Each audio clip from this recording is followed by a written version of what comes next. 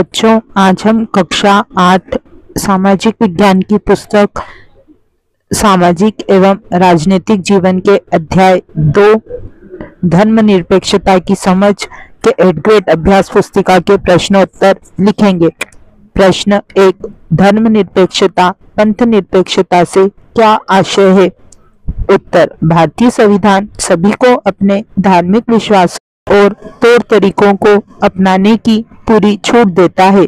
सबके लिए समान धार्मिक स्वतंत्रता के इस विचार को ध्यान में रखते हुए भारतीय राज्य ने धर्म और राज्य की शक्ति को एक दूसरे से अलग रखा है। इसे ही धर्मनिरपेक्षता कहा जाता है। प्रश्न 2, धर्म को राज्य से अलग रखना महत्वपूर्ण क्यों है? उत्तर, लगभग सारे देशों में एक से ज्यादा धर्म के लोग साथ साथ रहते हैं। ऐसे में यदि बहुमत वाले धर्म के लोग राज्य सत्ता में पहुंच जाते हैं तो वह अल्पसंख्यकों के साथ भेदभाव कर सकते हैं, उनके साथ जोर जबरदस्ती कर सकते हैं। लिहाजा बहुमत की निरंकुशता और उसके कारण मौलिक अधिकारों का हनन वह अहम कारण है जिसके कारण धर्म को राज्य से अलग रखना महत्वपूर्ण है।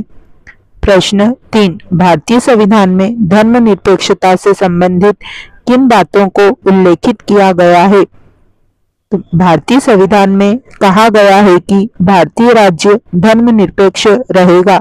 भारतीय संविधान में धर्मनिरपेक्षता से संबंधित निम्न बातों का उल्लेख किया गया है। नंबर 1, कोई एक धार्मिक समुदाय किसी दूसरे धार्मिक समुदाय को ना दबाए।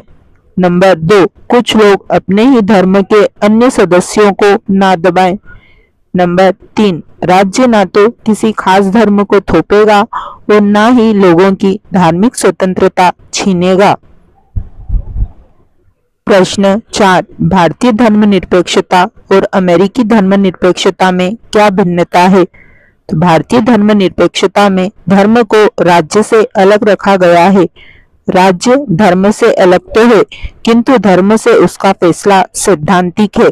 इसका मतलब यह है कि संविधान में दिए गए आदर्श के आधार पर राज्य किसी भी धर्म के मामले में हस्तक्षेप कर सकता है।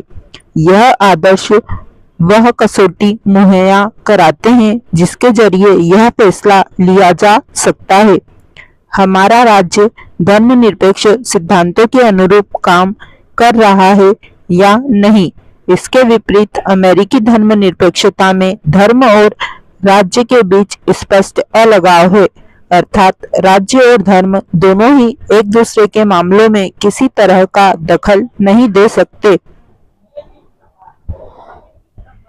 प्रश्न 5, फ्रांस की सरकार द्वारा वर्ष 2004 में स्कूल आने वाले बच्चों के लिए क्या नियम बनाए गए? फ्रांस की सरकार द्वारा वर्ष 2004 में एक कानून बनाया गया।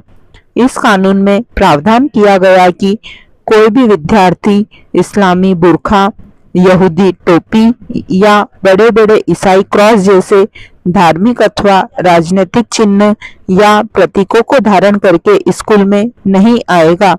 इसी के साथ हमारा यह अध्याय यहीं समाप्त होता है। अगले अध्याय के साथ हम जल्द ही मिलेंगे।